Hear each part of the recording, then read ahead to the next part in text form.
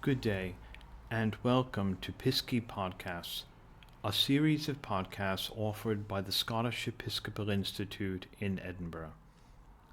The Scottish Episcopal Institute forms women and men for authorized ministry in the Scottish Episcopal Church and offers a variety of opportunities for informed reflection on theology, ministry, and mission in 21st century Scotland. This inaugural Piskie podcast is one such offering. Piskie is a jocular reduced form of Episcopalian in Scots, that is, a member of the Scottish Episcopal Church. I'm Michael Hull, the Institute's principal and the host of Piskie Podcasts. Today is Monday, 18 November, 2024. Our topic today is assisted dying, particularly the Assisted Dying for Terminally Ill Adults Scotland Bill. This bill is one of many proposals in the United Kingdom that aims to change current law around assisting a suicide. As the bill is debated in the Scottish Parliament, this Piskie podcast shares the perspectives of 4 communicant members of the Scottish Episcopal Church. The question each of the 4 addresses is simply this: is the bill consistent with Christian ethics? The Scottish Episcopal Institute offers their considerations for deliberation around the bill. Our first speaker is the Reverend Canon Professor David Jasper. David has been an Anglican priest for almost 50 years and has served in the Scottish Episcopal Church as Convenor of the Doctrine Committee, Canon Theologian of St. Mary's Cathedral in Glasgow, and priest in charge of a number of Episcopal churches in South Glasgow. He is Professor Emeritus of the University of Glasgow, where he served as Professor of Theology and Literature. David is an Honorary Associate Professor of the University of Edinburgh. Our second speaker is Dr. Simon Evans. Simon is a recently retired consultant in respiratory and general medicine from Regmore Hospital in Inverness. He was previously a consultant at Portsmouth Teaching Hospitals and Associate Dean of Southampton Medical School, as well as holding academic posts at Manchester and Nottingham universities. Simon attends St. Margaret's Episcopal Church in Newlands near Glasgow and is a lay Eucharistic minister. Our third speaker is the Reverend Dr. Claire Nicholson. Claire is Assistant Curate at Holy Trinity Scottish Episcopal Church in Melrose in the Scottish Borders. She is a consultant neurosurgeon at the Royal Victoria Infirmary in Newcastle upon Tyne. Her subspecialist interests include pediatric and adult spina bifida, movement disorders, and skull-base tumors. Claire has been involved in postgraduate medical education for many years. Our fourth and final speaker is myself, Michael Hull. I am a priest of the Scottish Episcopal Church in the Diocese of Edinburgh. I currently serve as the principal of the Scottish Episcopal Institute, and I am the Institute's Pentonian Professor of Divinity. I sit on the Scottish Episcopal Church's Faith and Order Board, and I am an assistant priest at St. Vincent's Chapel in Edinburgh. Each of the 4 talks is around 15 minutes, and the podcast in its entirety is just under an hour. So, is the Assisted Dying for Terminally Ill Adult Scotland Bill consistent with Christian ethics? 4 Scottish Episcopalians weigh in, the first 2 opining that it is, and the second 2 opining that it is not. And now on to our first speaker, David Jasper. C.S. Lewis, A Grief Observed. She smiled, but not at me. I convened the Doctrine Committee of the Scottish Episcopal Church between 2008 and 2013.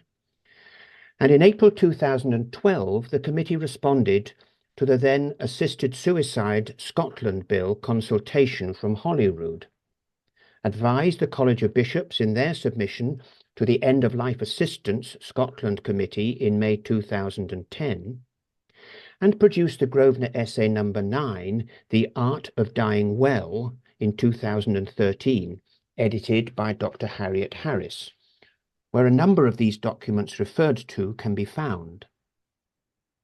Divisions in the Doctrine Committee reflected divisions in the Church, which the bishops readily admitted. And the members of the committee confessed that, quote, "We could not agree unanimously to the statement which affirmed opposition to legislation which seeks to bring about deliberate ending of life," close quote. We did agree, however, as to the extreme complexity of the issues involved in any legislation which seeks to permit assisted dying, and warned against the use of oversimplified logical arguments to resolve the matter. The views expressed in the following words are my own, and they deliberately do not seek to address the difficult legal and ethical issues involved in any possible legislation, while maintaining that such difficulties should not constitute an argument against that possibility. What I seek to express here is a matter of principle, made in opposition to Professor Hull's definitively stated position made in Inspires in May 2024, that, quote, "a license to kill anyone is ethically unjustifiable," unquote. That wording itself, it seems to me, is heavily loaded and unhelpful. We might on another day look more closely at Archbishop William Temple's carefully nuanced ethical comments made at the outbreak of hostilities in 1939. As my time is strictly limited, I begin my argument not from biblical references, but from the Ars Moriendi, the art of dying, in the medieval and Renaissance Christian tradition, the term Ars Moriendi being drawn from two Latin texts of the early 15th century. In the Anglican tradition, the classic text is Archbishop Jeremy Taylor's Rule and Exercises of Holy Dying of 1651, in which a good death is understood as the, quote, "enacted acceptance of unearned justification," unquote, and is intrinsically a part of the art of holy living, characterized for all by patience, charity, compassion, and kindness. Taylor, looking back to the medieval funeral tradition, sees the liturgy as concerned above all with the passage of a soul from this life to the next, while for those who remain in this life, quote, "when thou hast wept a while, compose the body to burial," unquote. Taylor and the Ars Moriendi are not at all unimportant for our current debate, though we need to be constantly aware of the nuances demanded by the entirely different circumstances, cultural as well as technical, of our own day, against which our theology constantly needs to be tested and adapted. I am minded of the tragedy of Dean Tate of Carlisle, whose 5 daughters died of scarlet fever in March 1856, as he and his wife, quote, "tested the Bible texts against a silent nursery." Today, I suggest, death is the great unmentionable, as was sex in earlier times. Modern medical advances move more quickly than our theology or ethics, and medicine can obscure the sense of a natural end. As I read Psalm 90, I realize that my own 70 years and 10 are well up, and as 80 looms, I will only make it if I'm strong. Times change, and just 50 years ago, as a curate in a rural English parish, it was not unusual for me to help the undertaker carry a body downstairs after a death at home. Today, death is largely, though not always, hidden away, shrouded in wires and tubes, and often solitary or with strangers. In short, the concept of death is medicalized, and we need, in the medical and clerical professions, to be careful of what we shroud under the principle of the Hippocratic Oath. As, at least in our generally comfortable culture, life is extended, though not always. The official average life expectancy for men in the East End of Glasgow is still only 56 years. So death can be a long process of decline as we begin to lose our faculties, both physical and mental, sometimes over a period of decades. This slow decline can be for some an excruciatingly lonely experience, for others supported by the love of families, and perhaps the Church. Dame Cicely Saunders, one of the founders of the modern hospice movement, spoke of total pain, which was physical, mental, and spiritual.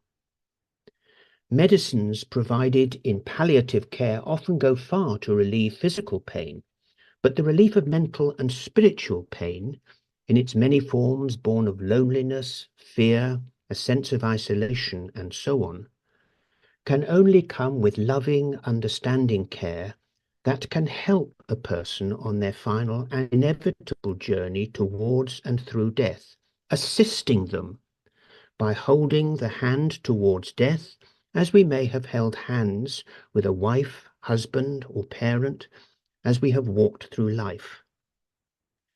Death, then, is not a taboo, to use Karen Armstrong's term, but for the Christian and perhaps others, the final great moment in life and towards life. The theology of that I leave to you and for another time. And so finally, I need to become a little more personal, for we can be no other. For the Church to depersonalize this debate is to fall into the trap of a medical profession which too often seems to tell us that death is, in effect, the final defeat, and also the law, which has the unenviable task of legislating about assisted dying at a point when human emotion is at the fullest stretch. Ethically, and finally, both the law and medicine are blunt instruments. We cannot allow our theology to be thus blunt as well. My sister and I, like many people of our age, watched our parents die in hospital and care home. My father was a priest, and shortly before his death from cancer, prompted me to have a discussion about death, and as he put it, a setting things in order. It was a momentous occasion which I treasure, and he was wholly in control. He then died, alone in hospital, later the same night. For my mother, it was different. For some years we sat with her as dementia took its toll on her capacity to talk with us. Control was slipping from her and left with us, grounded, we could only hope, in trust and love. It was only in love and trust that we could assist her as best we could on her final journey. She needed our loving assistance, helped by a careful and wise doctor, and I wish we had had the courage and the legal right to have done more for her as she struggled on, and we could only watch. In short, she needed our assistance to die well. And here I come to the words with which I began. She smiled, but not at me. Even in her dementia, I sensed very powerfully that a time came when my mother had turned the corner, if you will, in her journey from this world into the next, and my sister and I had to acknowledge, like C.S. Lewis with his wife, that although her heart was still beating, her being looked not to this life but to the next. In Lewis's account of his wife's death, in A Grief Observed, this moment came perfectly consciously when he had to accept that she said not to me but to the chaplain, "I am at peace with God." She smiled, but not at me. That chaplain, incidentally, was a man called Peter Bide, who introduced me to my own wife when we were students in Oxford. There comes a moment when in the art of dying well, we might well need, for one reason or another, the loving help of one who cares for us deeply. We may need their assistance to die, and they the courage to let go and not impede death. I think I should leave it there. Cicely Saunders once wrote that the deepest spiritual distress comes when we find ourselves bereft at the most profound depths of our being without meaning. Furthermore, physical suffering, even extreme physical suffering, can be borne if there is some meaning still to be found in its midst. But suffering without meaning is simply wholly destructive. As a Christian at the same time, I believe that there are no human depths which salvation cannot reach, though meaning may only be recovered in the life beyond this one. She smiled, but not at me. In all our journeys, we need the help of others. None of this is to deny for one moment the complexity and difficulty of framing legislation that protects people nearing the end of their lives when they are most vulnerable.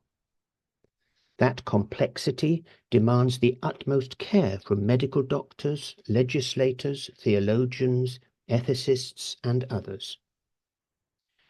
But I wish to assert my Christian belief that there are circumstances in which we may be called to give assistance to those who need our loving help in their dying. And to ask for such is not to grant a license to kill, but legal permission to exercise love.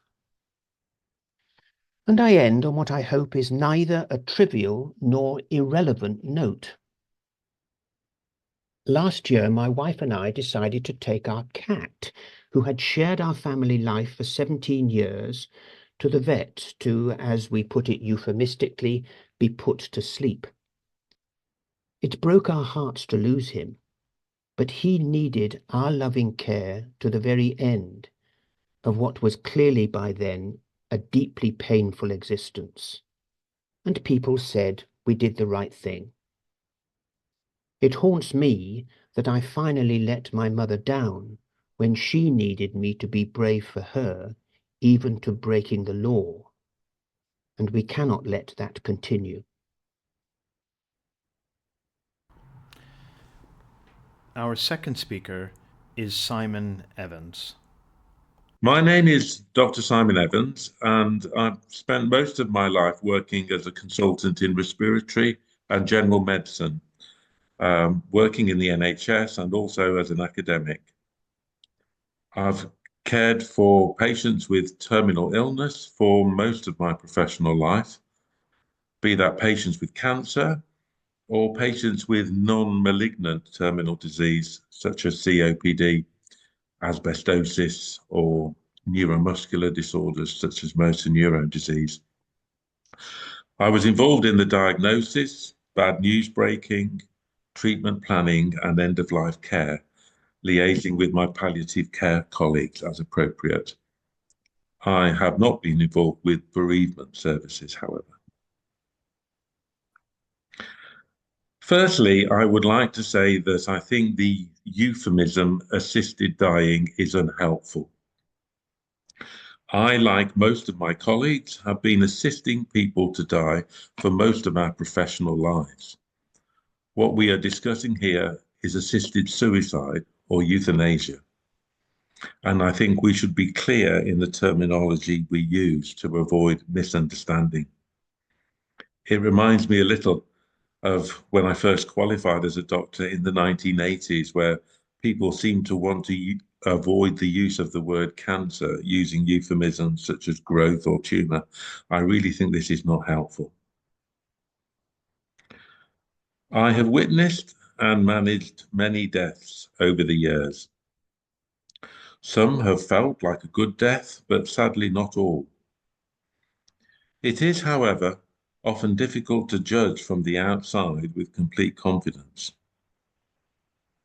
What my years in medicine have taught me is that it is almost impossible to judge the quality of life of your fellow human being without communicating with the person themselves. I have looked after patients who can no longer walk, who are on continuous oxygen, who find it difficult to finish a sentence in one breath because of their breathing, who feel they have a good quality of life. I have had other patients with far fewer objective limitations who would judge their quality of life as being very poor. The only reliable judge of your quality of life is yourself, and second best, those who know you best. Given this, I feel we should be circumspect about judging other people's quality of life, and consequently what judgments they make. Next, I would like to deal with a couple of urban myths. The first is the Hippocratic Oath. Many people seem to think that doctors swear the Hippocratic Oath, including the phrase, to do no harm. Doctors in the UK have not sworn an oath for many decades, though a modernized version of the oath is still evidently sworn at some US medical schools. In the UK, it has been replaced by the GMC's Good Medical Practice document. Promising to do no harm is not something any modern doctor can promise. You can offer very few treatments that have no risk of harm. Some treatments, such as combination chemotherapy or a stem cell transplant, offer significant risk of harm and death, but may still be the best option for the patient. It's about the balance of risk and benefits. Many doctors have killed patients with the treatment they have offered, myself included. The important issue is that the patients have made a decision based on accurate and a clear summary of the potential risks and benefits. The second urban myth I would like to deal with is that good palliative care means that assisted suicide is not a necessary option. Palliative care is of huge importance and is much more relevant to most dying people than assisted suicide. But it is not and will never be the complete answer to the distress of dying and sick people. Firstly, palliative care is by definition reactive. It palliates distressing symptoms once they have appeared and must wait for them to develop before it can do so. In reality, the time it takes for a patient to alert a doctor to their symptoms, the referral to another team, and then trying various regimes means that it can be many days and often weeks before patients are adequately palliated. Secondly, palliative care, like any other branch of medicine, is better at some things than others. For example, the pain from a cancer deposit in a bone is often easily palliated with some radiotherapy. By contrast, the pain from a mesothelioma, a cancer of the lining of the lung, is notoriously difficult to treat. The pain is often resistant to opiates, and sometimes we need to cut the pain fibers in someone's spinal cord to try and help them, something called a cervical cordotomy, but the results of that are also poor. Thirdly, the delivery of palliative care is often inadequate. There are few hospice beds. Most palliative care is delivered elsewhere, such as in the community or in hospital, and even when patients are seen by a member of the palliative care team, their palliation is sometimes inadequate, as was the case with my mother. Pain is usually taken seriously, but some other symptoms, such as breathlessness or anxiety or nausea, are not always taken as seriously as they should be. Palliation of symptoms due to non-malignant non-cancerous terminal disease such as COPD or heart failure is often challenging. It's not always obvious when to change the emphasis from treating the disease to ameliorating the symptoms of the disease. Finally, palliative care is of little relevance if you have no physical distressing symptoms, but have a very poor quality of life due to severe mobility issues, inability to speak, and inability to swallow, such as many patients with neuromuscular disorders, such as motor neuron disease. Unlike England, Wales, and Northern Ireland, there is no specific law in Scotland against assisted suicide, but you are at risk of prosecution under a variety of charges, including murder, culpable homicide, or assault. While I understand that there has to be safe regulation to safeguard the vulnerable, I do feel that assisted suicide for the terminally ill, that decision is best made by the individuals involved. I personally do not favour abortion or adultery or lying for that matter, but I do not favour legislation to make them a criminal offence. They are matters of personal morality. My wife and I can envisage scenarios where we might consider assisted suicide. And I can certainly see that it will be a reasonable thing for some of my agnostic and believing friends to consider. Polls on this issue consistently show that a majority of the population of the UK and Scotland are in favour of some form of assisted suicide. The numbers vary between 72 and 87%. It is not good for the credibility of the law to be so out of kilter with public opinion. And it is also increasingly at odds with other professional opinion. The Royal College of Nursing and the British Medical Association both used to oppose assisted suicide. They are now officially neutral.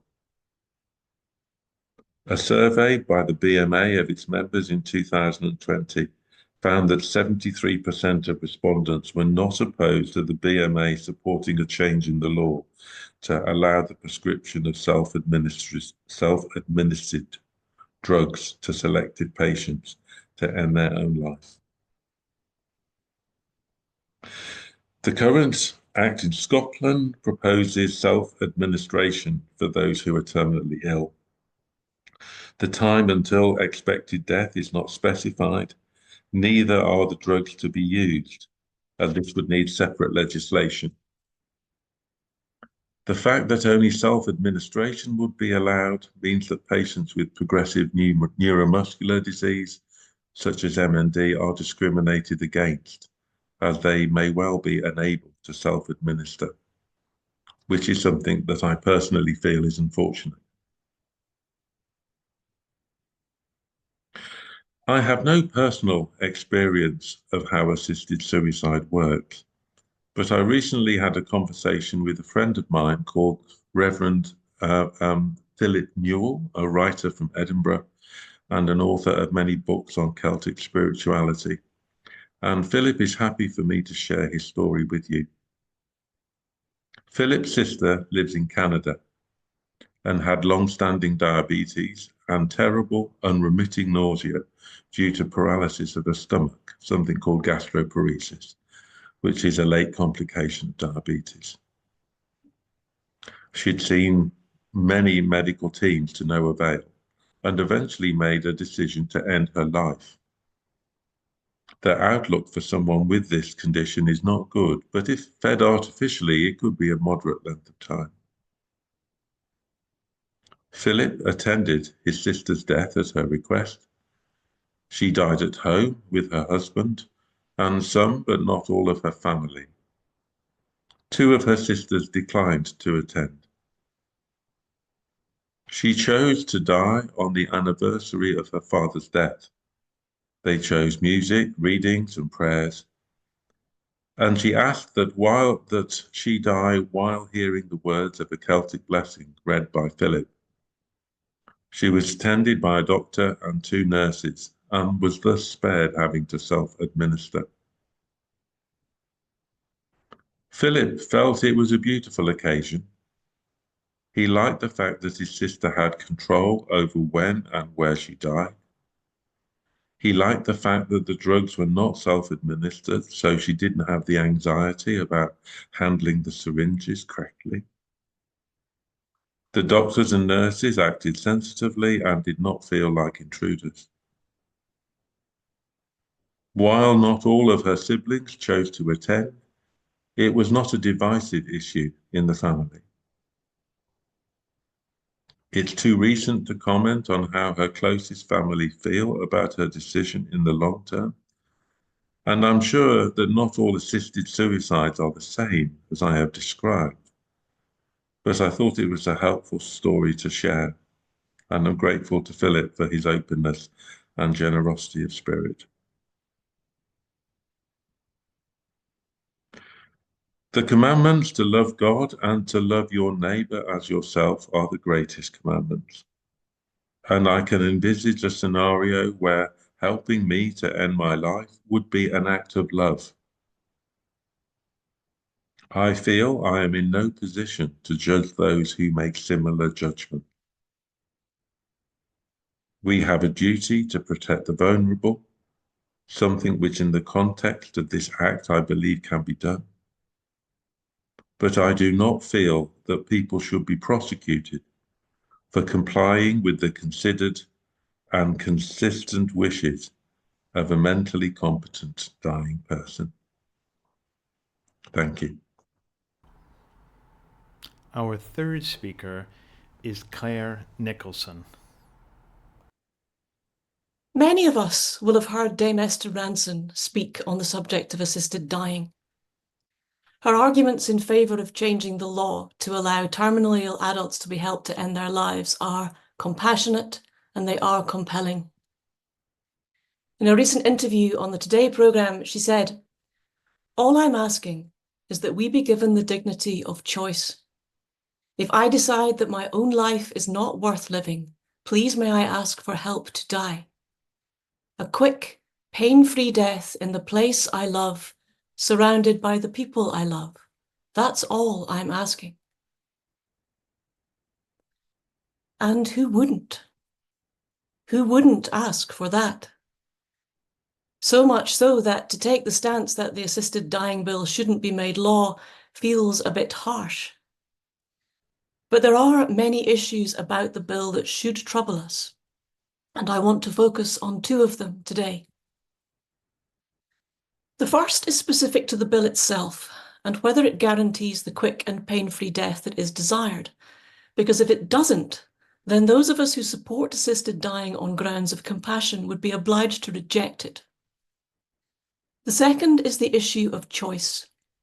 Is a Christian ever at liberty to decide when their life is not worth living? So, will the assisted dying bill ensure that terminally ill adults can have a quick and painless death? To answer this question, we have to look at how the bill says death should be brought about. It stipulates that a medical practitioner should provide the patient with an approved substance, in other words, a lethal dose of a drug or drugs, that they must remain with the patient until the patient decides to take the substance or not, and then stay on the premises until the patient dies. The patient must take the drug orally.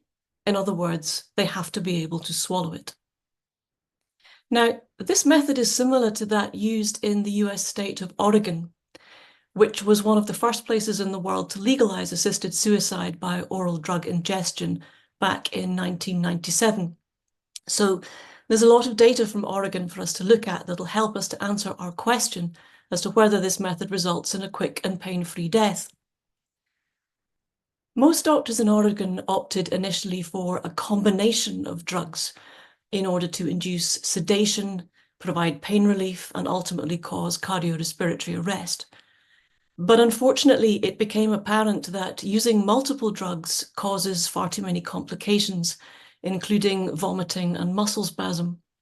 So there was a move towards using just one drug, a kind of sedative called a barbiturate. Barbiturates on their own cause fewer complications. For example, muscle spasm is much less common.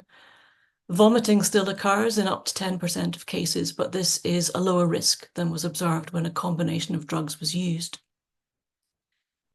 But perhaps the most significant issue with barbiturates is that it can take quite a long time to die. More than 24 hours would not be uncommon. In a very small minority of cases, it takes much longer, even as long as a week. Sometimes the drug doesn't actually do what it's supposed to do. Somewhere between 1 to 2% of patients regain consciousness after taking what should have been a lethal dose. It's not my intention to give you the impression that most cases of assisted suicide by oral drug ingestion go badly. Most patients lose consciousness within 5 to 10 minutes, 2/3 die within 90 minutes. But it's important to understand that death by oral drug ingestion is not necessarily the guaranteed quick and pain-free death that people are hoping for. No medical procedure is without complications. No medical procedure carries a guarantee. It's interesting to look at data from the Netherlands, where both oral and intravenous administration of drugs for assisted suicide are legal. If we look at patients who take the drugs orally, 16% of them experience problems with completion. In other words, a longer than expected time to death, failure to induce coma, or induction of coma followed by the patient waking up. But in the Netherlands, doctors have the option to proceed to lethal injection to complete the procedure in such cases. This isn't going to be an option with the bill coming before the Scottish Parliament. Any doctor who took action to bring about death when oral drug ingestion hadn't been effected would be guilty of murder. If you ask doctors what they would want, were they ever to be in the situation of seeking euthanasia, you find that they would choose intravenous drugs rather than oral, for the simple reason that if you want a quick and painless death, you should go for the most reliable method.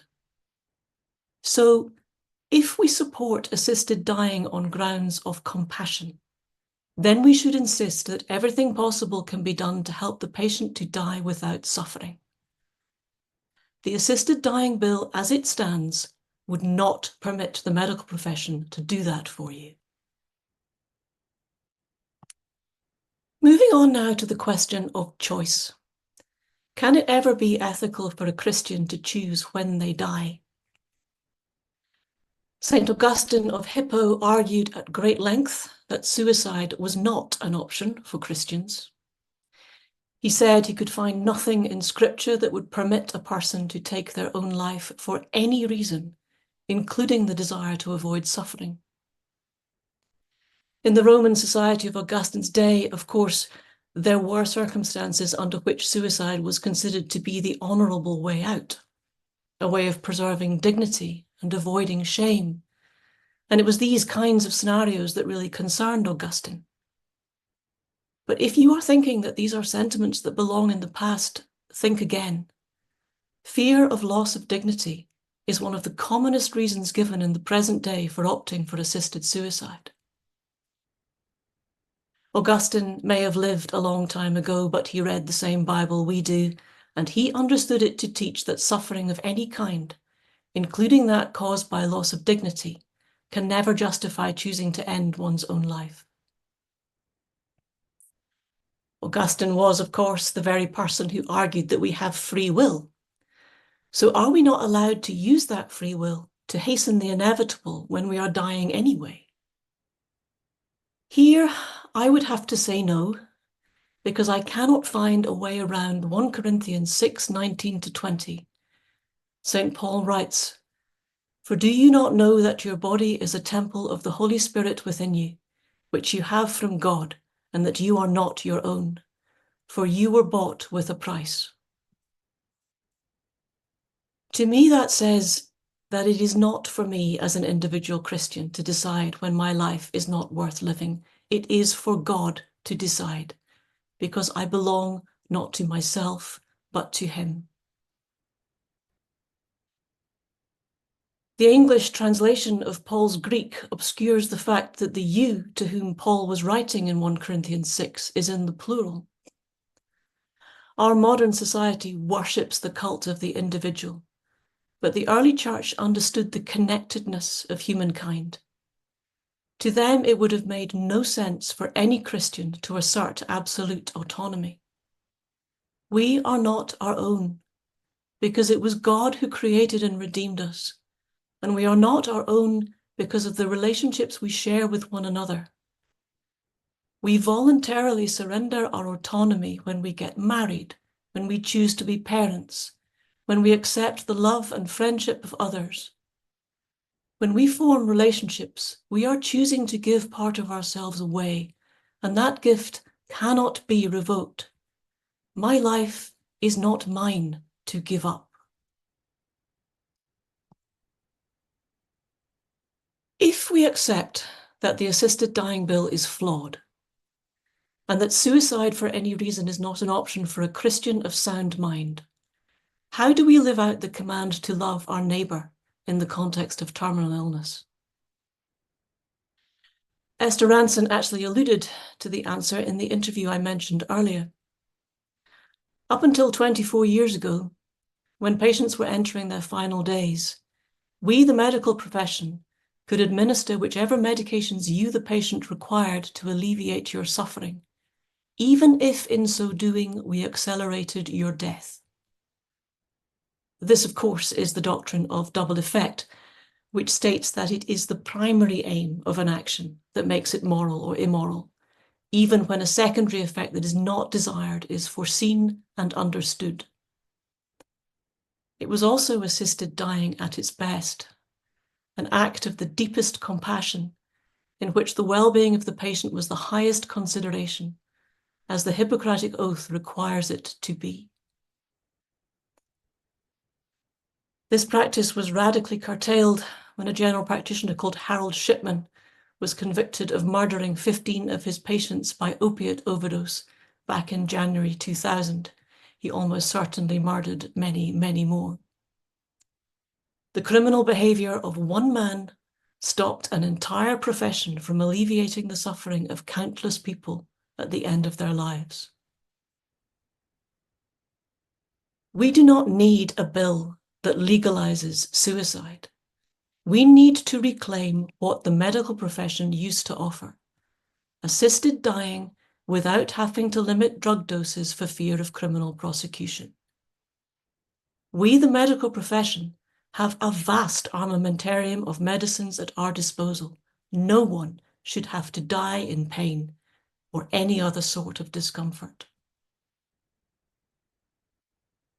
Why should Christians reject the Assisted Dying for Terminally Ill Adults Scotland Bill? Because if the intention is to reduce suffering at the end of life, then there are far better ways, far more Christian ways, to help people than barbiturate overdose. Because no one should be put in the position of having to commit suicide when we have the God-given knowledge and ability to alleviate even the most extreme suffering if we embrace the doctrine of double effect.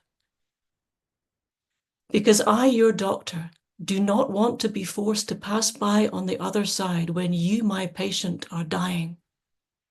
I want a legal and ethical framework that allows me to give you what you want: a peaceful, quick, and pain-free death surrounded by the people you love. And now follows our fourth and final perspective, which I offer myself. By my lights, the Assisted Dying for Terminally Ill Adults Scotland Bill is utterly inconsistent with Christian ethics because its goal is not to end suffering, but to end life by suicide, and furthermore, to exonerate those who would assist suicide from the criminal and civil prosecution they currently face under the law in Scotland. I think the law, as we have it now, should remain unchanged, and no one should be given a license to kill. The Assisted Dying for Terminally Ill Adults Scotland Bill, in terms of its goal, is nothing new in Scotland. In fact, this is the third time the issue of suicide with assistance comes to Holyrood, because it has already been rejected twice. The so-called End-of-Life Assistance Bill was rejected in 2010. The so-called Assisted Suicide Bill was rejected in 2015. The latest bill, likely to be debated in the Scottish Parliament in early 2025, proposes that, and I quote, "A terminally ill adult who is eligible may, on request, be lawfully provided with assistance to end their own life." Close quote. The bill says nothing about the lawfulness of suicide or terminally ill persons per se, because attempting suicide is not unlawful in Scotland. Likewise, assisting a suicide is not a crime per se in Scotland. But to assist a suicide is to risk prosecution for murder, culpable homicide, or an offence under the Misuse of Drugs Act 1971. Bear in mind, then, that the Assisted Dying for Terminally Ill Scotland Bill offers no protection for terminally ill adults. The bill offers protection only for those who would assist them in their suicides by shielding such lethal assistance from criminal and civil prosecution. The bill is a license to kill the terminally ill, albeit with their consent. It is not about ending pain and suffering. It is about terminating human lives that, by the bill's own standard, must be so viable as not only to consent to, but also to be the primary agents in their own suicides. To my mind, that raises a legion of questions about the value of human life and the susceptibility of the terminally ill to despair of their God-given lives in a society that would so greatly devalue them as to not only countenance suicide, but provide lawful assistance to it. Among the legion of questions, two basic ethical ones arise immediately for the Christian. First, may one ethically attempt suicide?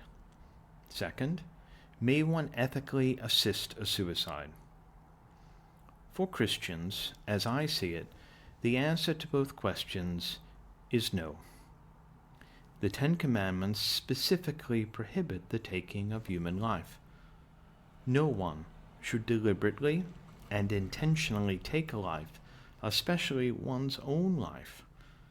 The only time a Christian justly takes a life is in defense of life, and even then, the taking of life is neither deliberate nor intentional, but instead the unfortunate consequence of defending innocent life from unjust aggression. Christians defend life, sometimes even to the point of offering their own lives for the good of others, after the example of Jesus, who laid down his life for us all.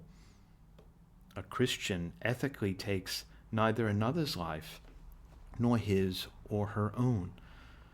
Following on from that, no one should help another person to commit suicide, especially a person who is likely vulnerable because of physical or mental illness, terminal or otherwise. Holy Scripture teaches us that our lives are precious gifts from God, in whose image and likeness we are made. We are the stewards of our lives. We are neither creators nor owners. To take a human life is repugnant to God, and it ought to be viscerally repugnant to us. For on a natural level, our Creator has instilled within us a survival instinct and an appetite to preserve our lives, even an inclination to perpetuate them. To borrow a bit from Dylan Thomas, we do not go gentle into that good night. Instead, we rage against the dying of the light. Why then would persons propose and support a license to kill the terminally ill? Ostensibly, it is to end the suffering of the terminally ill in particular cases. Yet the bill, oddly, does not mention anguish, misery, pain, or quality of life, physical or mental. It defines terminally ill people as those who, quote, have an advanced and progressive disease, illness, or condition from which they are unable to recover, and that can reasonably be expected to cause their premature death. Close quote. Now this is an extraordinarily broad definition. In one sense, are we not all terminally ill? From the moment of conception we begin to die. We do not know what life has in store for us, and we do not know when we will die, prematurely or not. And of course, prematurely is open to great subjective interpretation. We are all too aware that some persons, often our parents, or siblings, or spouses, are sick and vulnerable with woefully short life expectancies and illnesses with intense physical or mental suffering. They merit our compassion in their time of need. They require the finest and palliative care to assuage their travails until their natural lives end by disease or medication administered to alleviate their suffering along the lines of double effect, where the intention is not to end life, but to end pain. They need to be reminded that Holy Scripture assures us that God is close to them in every moment of their distress. The good God will never leave or forsake them, but will lead them home to heaven. And in their suffering, especially in their last days and hours, our solidarity with them ought to be assured and profound. Scripture is replete with references to our obligation to love our neighbors and to respect their inherent human dignity and inestimable worth. Every human life is sacred at every stage. Salvation history finds God teaching us again and again that his love and his justice are for all. The broad stroke takeaway from Holy Scripture is clear. No one is a burden. Every hair of our heads is counted. Every one of us is a unique gift of God. The best known of Jesus' parables, the parable of the Good Samaritan, is apropos. Finding someone beaten, broken, and half dead, the Samaritan cares for him and spares no expense. The Samaritan shows compassion, and Jesus bids you and me to do likewise. Compassion for the terminally ill means comforting and caring for them insofar as is humanly possible, without counting the cost to ourselves, even in the very last and most difficult times of their lives. Yet this bill would morph the Good Samaritan into the Grim Reaper. This bill would allow, quote, a registered medical practitioner or an authorized health professional to provide a terminally ill adult with an approved substance with which the adult may end their own life. Close quote. The verbal engineering is pernicious. How is giving poison to the sick the charge of a so-called registered medical practitioner or an authorized health professional when the intended outcome is neither medicinal nor healthy, but deadly? The Hippocratic Oath, one of humanity's oldest statements of medical ethics, would have medics help the sick and not harm them. Yet the verbal engineering of this bill and others like it degrade the terminally ill whilst feigning to help them by accelerating their deaths. Remember, the bill defines the terminally ill as those with an advanced and progressive disease, illness, or condition from which they are unable to recover and can reasonably be expected to cause their premature death. This broad definition easily encompasses a plethora of our mentally and physically disabled sisters and brothers, and it hardly excludes those of advanced age. The bill's bottom line? It is okay to help kill them if they are able to consent to it. But of course, it is not okay to kill the not so ill, the not so disabled, and the not so old. The bottom line? Some lives are worthier than others. And I wonder, how dare we, as individuals or as societies, begin to play God in this way? Once we consider any human being as less an image and likeness of God than another, we have already lost traction on the slippery slope that leads to human rights abuses beyond belief. And part of the dizziness of that descent on this slippery slope is the othering of those who suffer. The fabricated distinction between those whose lives are such that the law protects them and those whose lives can be fast-tracked to death by pseudo-medics without fear of reprisal from the law is beyond, as I say, belief. Because, you see, we, you and I are the ill. You and I are the disabled. You and I are the elderly. Though perhaps healthily now, we will one day be ill, maybe terminally ill as it were, though perhaps lie that the moment our feet will fail. Though perhaps young now, we are mortal, and therefore old age and death are inevitable, terminal, you might say.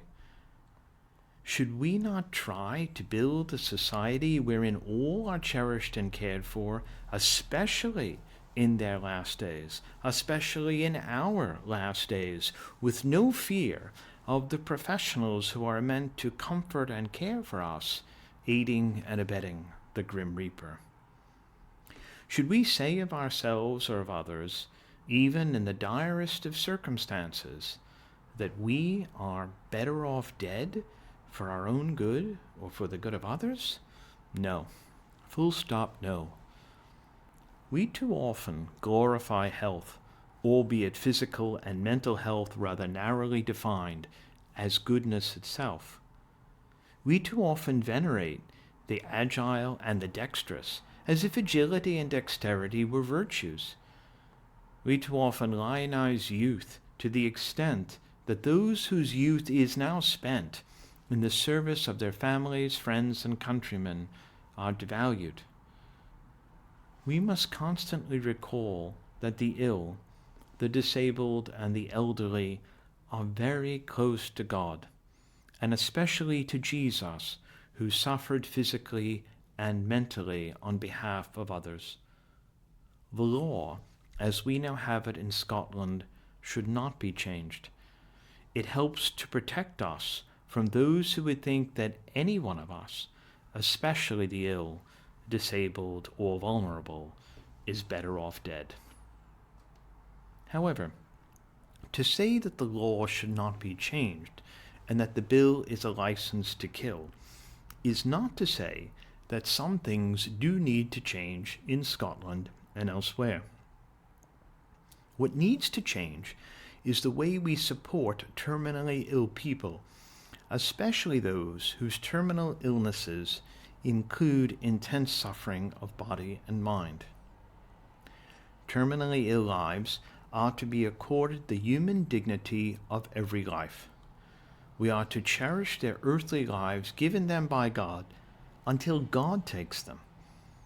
the exceptional circumstances, and of course, no one's circumstances are the same as another's, and the difficult decisions they face cry out for the provision of holistic end-of-life and hospice care, not for the provision of suicide and killing under the guise of treatment.